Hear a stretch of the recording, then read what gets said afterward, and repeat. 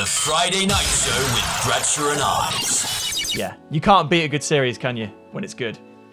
You can't. And speaking of good series, I've got an absolute bouter.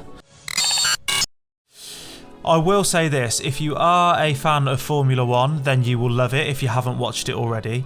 If you aren't a fan of Formula One, you will still love this. So please don't think just because it's Formula One that you won't enjoy it, because I can guarantee you now, if you start watching it, you won't be able to stop watching it. So, that being said, my review for this week is the series on Netflix, Drive to Survive.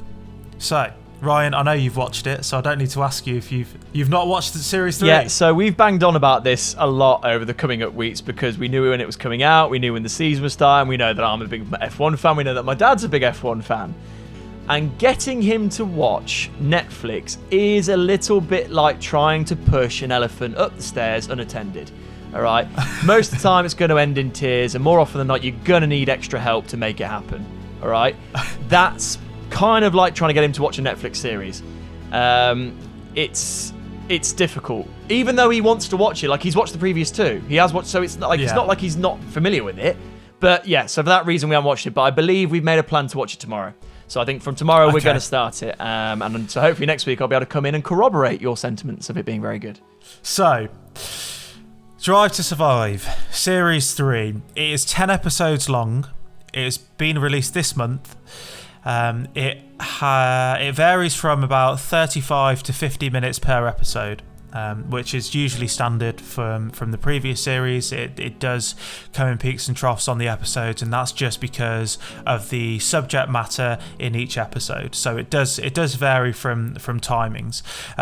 But if you are going to binge watch it, you will get through it within a day because it just flows and flows and flows and flows. And before you know it, you're at the end of the series and you want more. It's a great series. Really, really enjoyed it. My personal favourite episode is right at the end of the series. It is episode 9 and it's called Man on Fire. So, I know what it's about. Even though I've not seen it, I know what it's about. So for the people that don't know F1, the Man on Fire is what it's called. Romain Grosjean has an accident in his Formula One car. And just to give you an idea, he goes through the barrier on the side of the track. He goes through that barrier at 137 miles per hour. The force of that is 53 Gs. Okay. So it's pretty forceful, you know. Those cars go so quickly, and that barrier was metal, went completely through it. Car split in half. Obviously, as you know, Ryan, you saw that I think live when that happened, and it was terrifying. It was terrifying. I'm not gonna lie, I thought the immediate worst as soon as I saw it live. I thought, that looks horrendous. Yeah. But yeah, the sheer fear that you will feel when you watch that episode is incredible. I was silenced watching it, and obviously it wasn't live. It was something that happened months ago. It happened last year, so it's not for the faint-hearted. I will say that. But Romain did survive. That's the main thing. That's the light at the end of the tunnel on this. He was in a car engulfed in flames for 28 seconds and before he got pulled out. So imagine sitting in a car that is up in flames for 28 seconds, and he said running through his head in whilst he was in that moment was that he was done, and that he had come to the realization that it was over for him, and that unfortunately his time was done, and he went out in a blaze of glory. Yeah. You know, and to quote James Dean. So in regards to ratings for this series, I'm giving it a 4-star. So it doesn't quite get 5 for me. The reason it doesn't get 5 for me is I thought long and hard about it, and throughout the entirety of the last season of Formula One, there was big talk of the BLM movement.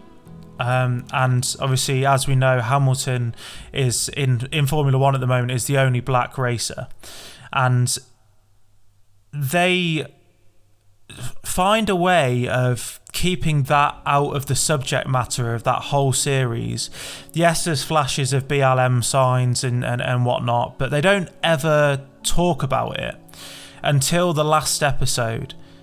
And it's the last episode with 2 minutes to go. Hamilton sits down and he then has his 2 minutes of talking about the BLM movement and what that means to him and how he grew up and the issues that he had growing up. And they just didn't mention probably the biggest factor of the entire season for me. So for me, it gets 4 stars. I think that they should have made more of a point of that. They've got a stage to talk about it and make it an important discussion. And I feel that they let themselves down on that. So I do find it interesting that you bring that up. I remember you saying it in one of our groups that we would take part in our group chats with another F1 fan. I think he said the same, that he was quite surprised that it wasn't made more of a big deal of. And I think, like you say, it's one of the things that was quite big throughout the season. But yeah, I'm looking forward to seeing it nonetheless. As I'm sure you've said anyway, you still enjoyed it. It was just something that you wish that they'd maybe done a bit more on. Yeah, I mean, like I say, it's personal preference for me, and that's why I've given it 4 stars. But you know, someone else might watch it and think that I don't know what other people's opinions are, but someone else might watch it and think that there isn't a need to talk about it as much because it's already been talked about so much. But for me, my personal opinion is that they should talk about it. It's something that's happened just like COVID happened. This has happened, and it's a big part of the season. Yeah. So if you're going to talk about COVID, you should talk about everything else that's happened in that season as well. So for me, personal preferences, I think they should have, but it's not almost a political thing. It's just actually highlighting the fact that it was talked about, like COVID was talked about. I suppose is what you're saying. Yeah. So and COVID was made a huge point.